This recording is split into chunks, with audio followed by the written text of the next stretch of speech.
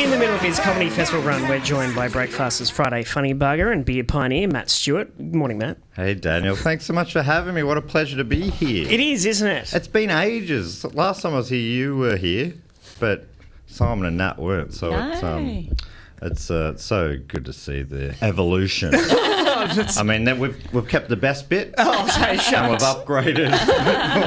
No, please. How did you first come into contact with radio on Triple R?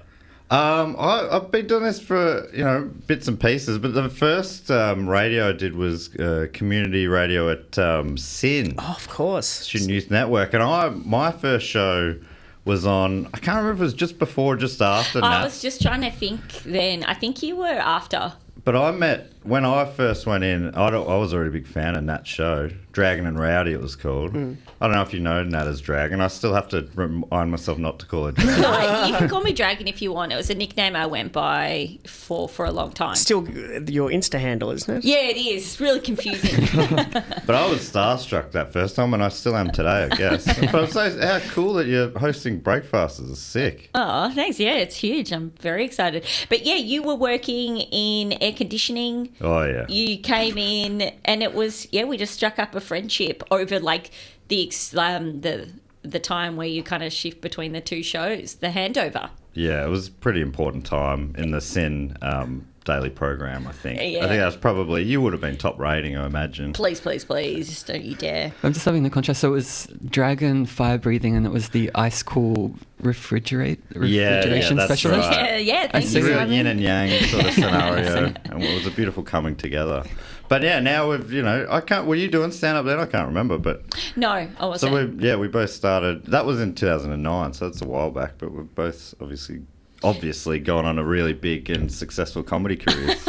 Huge, but it's nice to be back in the studio with you. Oh, it's so good to be back, yeah. I think it's pre-COVID since I've been in here, but yeah. It's great, the comedy festival's on now. I'm at, have you been going to see shows? Yep.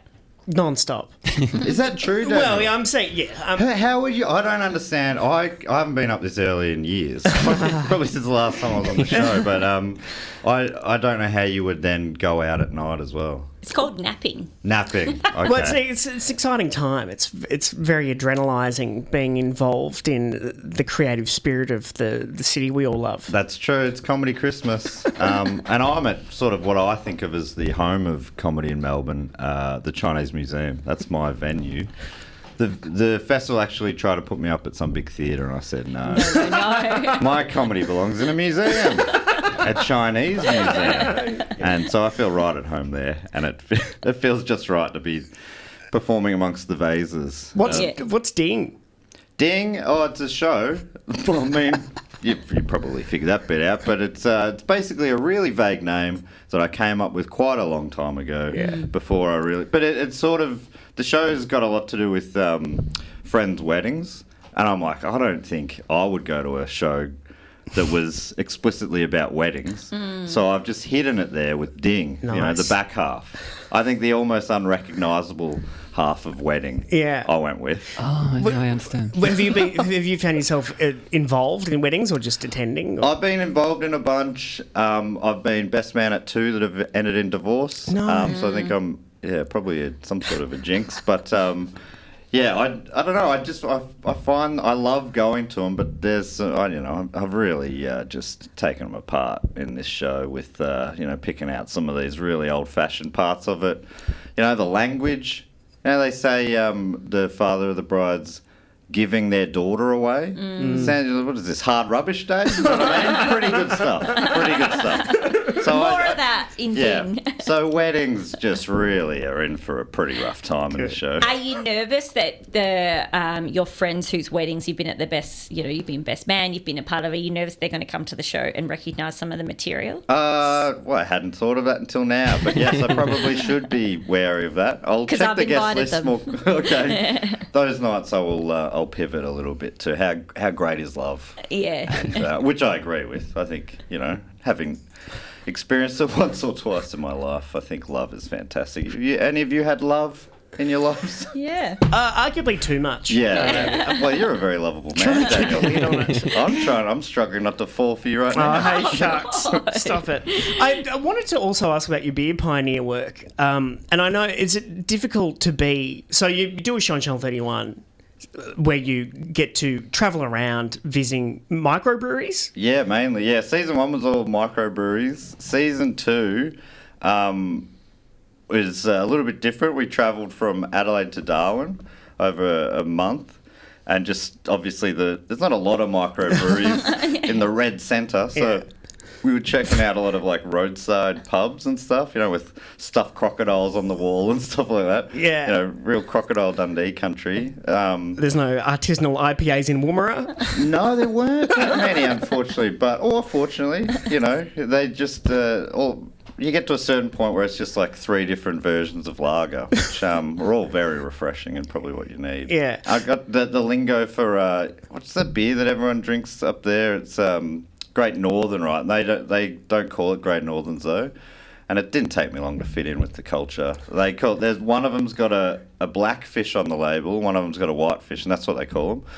Yeah, round of black fish, thanks. And I started doing that. I actually was saying fin for a while before they corrected me. I thought they said, yeah, just a jug of black fin, thanks. And yeah, I don't know, that was embarrassing. What about gout? Is that a problem in your life? Gout, yes. Yes, I come and go from gout. Smooth segue. No, gout, what is gout to you? Well, If you were going to put gout in a sentence... I would say I host Beer Pioneer and ergo have gout. Right, is it like a scurvy sort of thing? Like you haven't had enough lemons? Yeah, I Vegetables? think it's a uric acid build-up. I mean, to Okay. get technically, but yeah, there does have a sense. It used to probably have more kingly connotations. Oh, right. Where- the big Henry VIII That sort of guy. deal, Yeah. Well, I appreciate you putting me up there. I had it. It was such a good time. But yeah, I'd say much like breakfasters, you sort of pinch yourself going, how can this be my job? But you doing it, I mean, you're probably not pinching yourself when the alarm goes off. But yeah, I couldn't believe it. It was so much fun. So that one, I think that's coming out in a few months. I'm not even sure if they know where it's coming out yet. But, if Netflix is listening, feel free to make us an offer. They do text in a lot. Netflix does listen to the show. Do you feel sometimes, because is it a bit of a cliche to get to a certain age and become effectively a beer connoisseur? You can't help it, can you? Yeah, no, it is. I'm not far away from wearing the flat caps, and going around. Actually, I think you'll find that's a Hefeweizen. Stuff like that. I'm really having to pull myself up. No, I still haven't learned anything about beers. The problem is, What's the point of the show? I'll interview a brewer and I'll learn so much stuff, but then the brewer will give me 10 beers, and I'm back to square one. You're the conduit of the knowledge. Yes, that's right. I'm in there playing the everyman. Yeah. It's just a character I play. Yeah. This You've guy learned that's not that smart. Maybe instead of the blood alcohol concentrate of the beer, like the percentage, they should say this is an afternoon of gout. Like there should be maybe a gout metric. Yeah, that's true. One afternoon of gout, and then what do you have to do? I need to find out what I should be eating to Offset. offset it. Yes. Broccoli, probably. That feels like that probably would do good things. I don't think that's a bad idea at all. What's this about the gout? I'm missing. We'll fill you in. Oh God, So Daniel's... a fan. we just... well, no, it's not... You're talking like... It's gout all isn't underground. it's not built into the show, but it's just it's an affliction that heavy drinkers can get. And this show's about beer, you see. Yeah, all right, sorry. I was wondering, because before you made it sound like he was setting me up for a bit, which put a lot of pressure on, to be honest. You're like, oh, I thought that I was was like, he's clunky. going to go on and explain. Oh, yes, gout. I'll do my gout material now. Next time I'll definitely bring in some gout material. I was going to talk about my... because I've been thinking about this and I haven't had anywhere to talk about it. I tried it on stage once and it made the room feel very awkward. But Oh, good, try it here. well, luckily, I can't hear the crowd here. The audiences can cringe, out of view. Yeah. But you remember when Dominic Perrottet. well, I didn't realise we had a fancy man here, but he came out saying that at his 21st he wore a Nazi uniform, and it threw me back to... I hadn't thought about it in years, but I also had a bit of a shameful dress up at my 21st. When did you have dress ups at your birthdays? Yeah. Yes. Oh, yeah. I can't think I've been of to a one. dress up recently where you had to dress as someone who shared a birthday with you. Oh, I like that. That was kind of fun. Yeah, because you could just fudge it as well. Well, I You think find a Wikipedia costume- would Oh, no. contradict Why you. would you if you fudge it? Yeah. That's true. Well, I mean, it's just if you've got a costume at home and you go, yeah, I'm actually born on July the whatever I they're see what born you on. mean. Yeah. I see. But no, yeah, that's fair enough. Well, maybe Perrottet was born on Hitler's birthday. Yeah. But so he wore a Nazi uniform, and I'm thinking, oh no, that sort of reminded me of a pretty shameful thing I did. My 21st, I picked the theme before I had a costume. I think you're smarter to have a costume and then work your theme around it. Yeah. But I'm like, I love music when I have a music theme. But the day of the party came around and I still hadn't had a costume. So I went to a costume shop and there was this really realistic dreadlock wig on special. So I got that. A bit of a fan of, roots music reggae at the time. But looking back, obviously, this was a while ago, but pretty, inappropriate and embarrassing to look back on. But I went all in and dressed as John Butler. So I know you can't even look at me in the eye now, Simon. But I didn't mind a bit of John Butler. But looking back, my 21st, I'm there as a white man with dreadlocks, and I just don't think that's It was your own party. Why were you Isn't that- slow to get going on your own? I know. I think, this probably tells you all you need to know about me. I'm a man with gout, and I'm slow to get a costume prepared. All right. Well, to catch Matt Stewart and his array of wigs in Ding, they're all on stage at the Chinese Museum. Is that right? That's right. What time? 6:30, 5:30 Sundays. What a beautiful time for Yeah. comedy. And we're talking Little Burke?